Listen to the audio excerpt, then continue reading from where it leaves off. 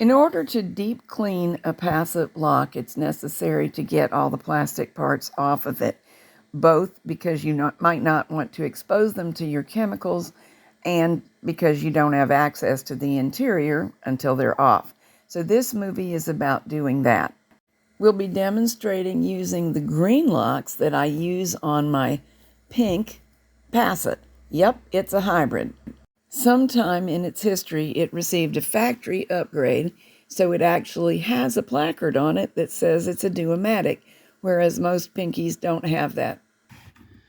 All right, the handle is pretty obvious. It's a screw,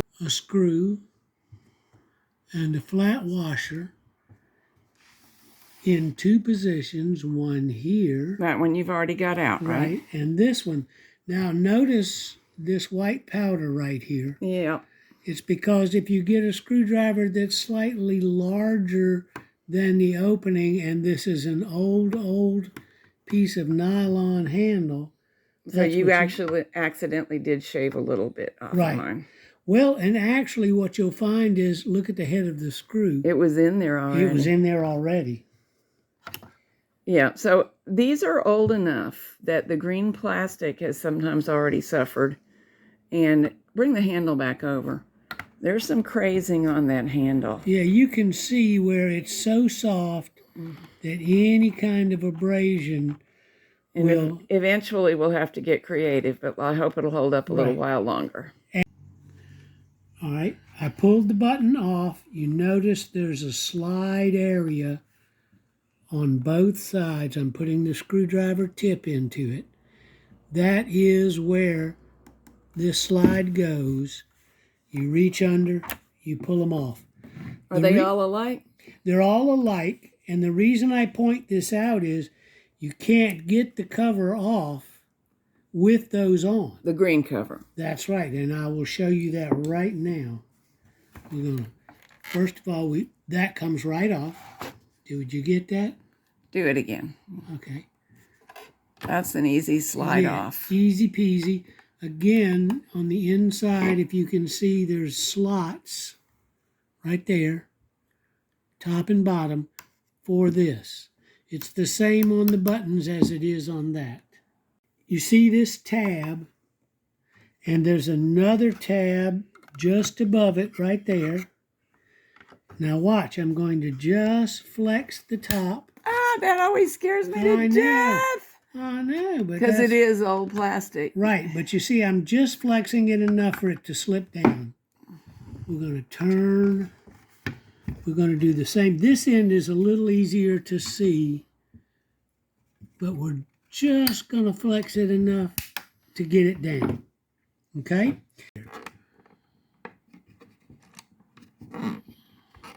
Knob comes off.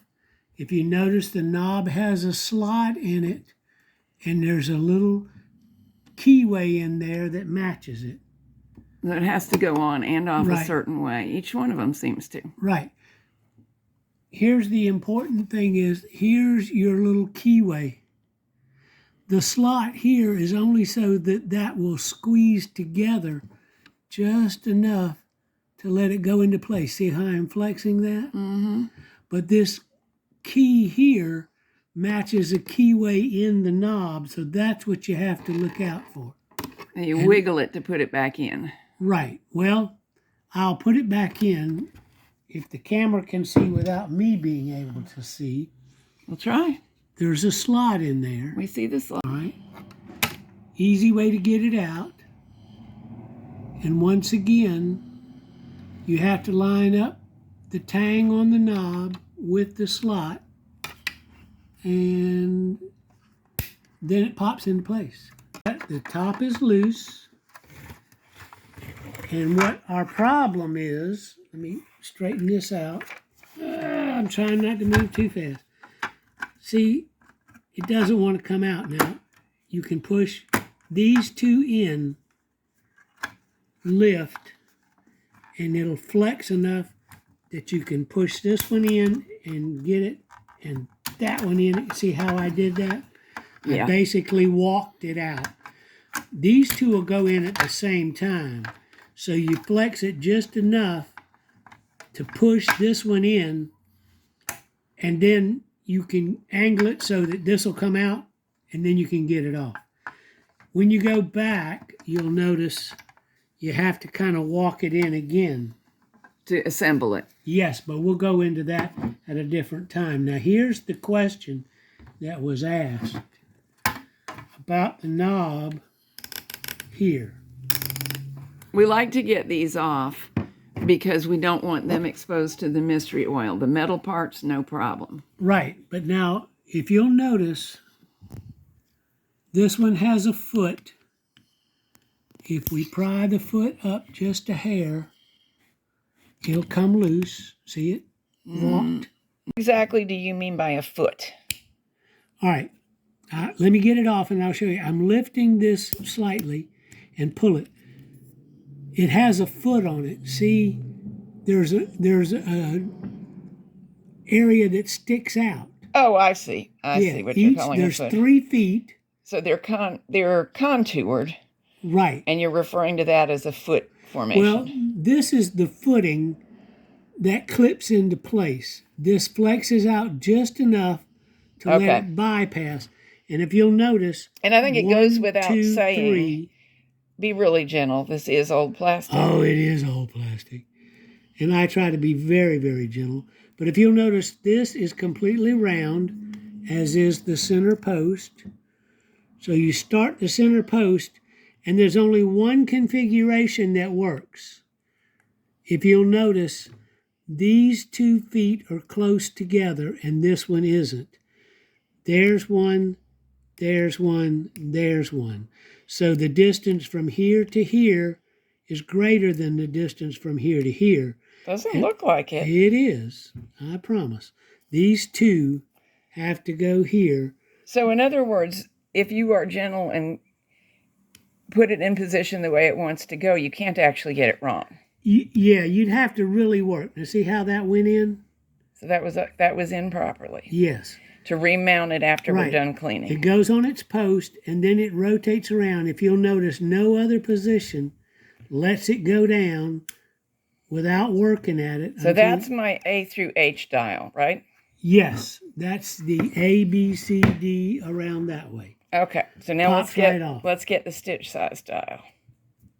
All right, what we did, we showed you how to take this off, but we slipped it back on, and we were looking for a certain position, which I don't knit, so I just have to go looking for it. But here's what we've got in the G position. By the way, that's your release position. Okay, good. One of the Passap experts I know refers to it as the get me out of here position. Sounds good. G stands for something. Now watch what we got. When we go from N to X, did you see those 2 screw heads pop up? I'll do it again. All right. Now that we're watching. Right. We're in G. We're in N. And when we go to X, those 2 screw heads pop up. That's right. They do. All right. Now, if we take these 2 screws out, this whole assembly with the dial will pop off.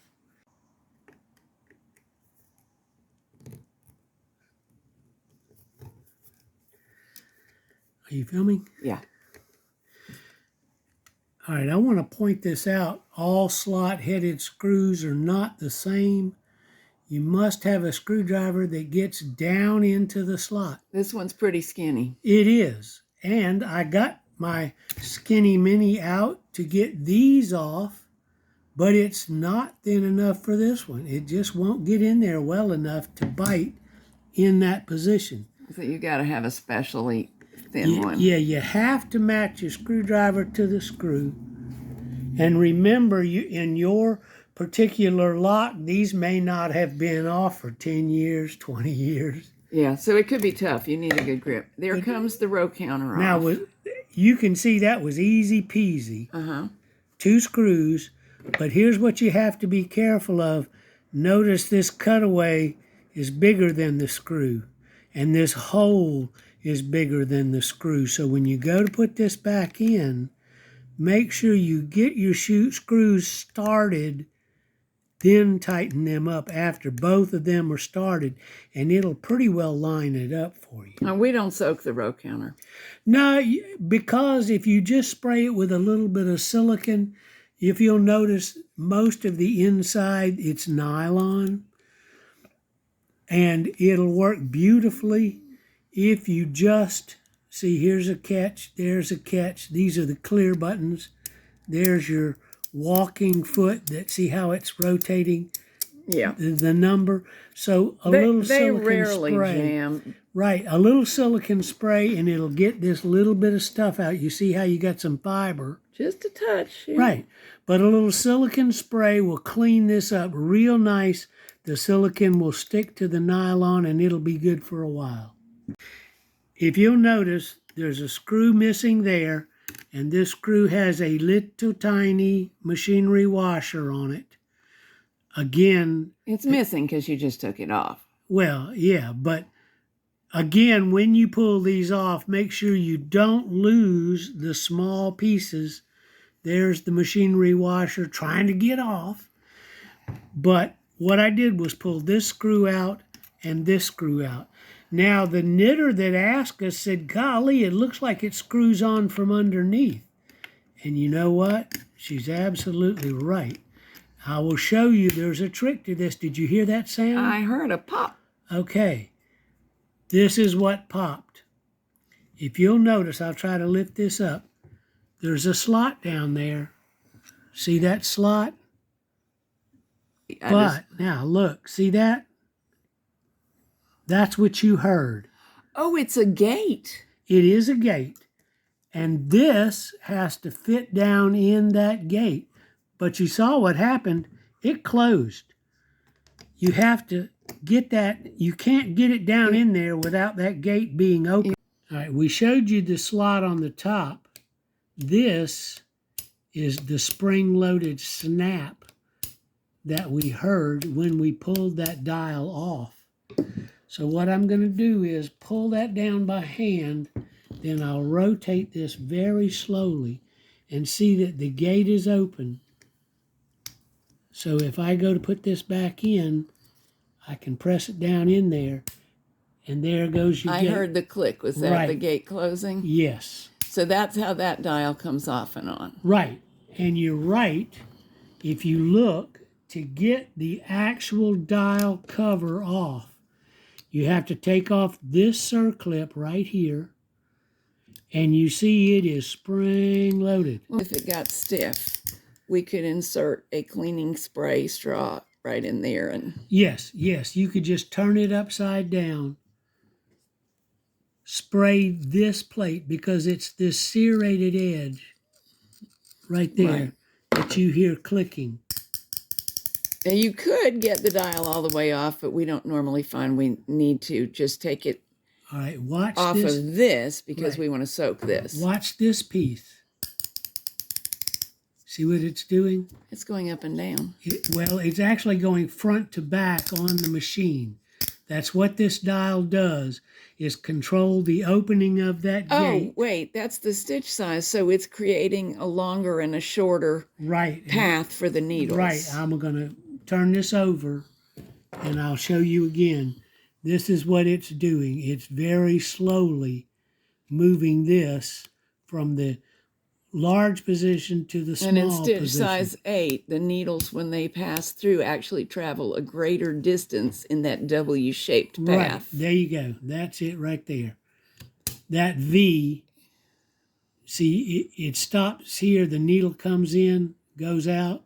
Mm-hmm. Now the needle comes in. It's got to go a lot farther. Yeah, and that's to get how back come it pulls more yarn into the stitch, and the stitch is larger. Right, so when you reassemble, I've showed you how to go underneath and hold the gate.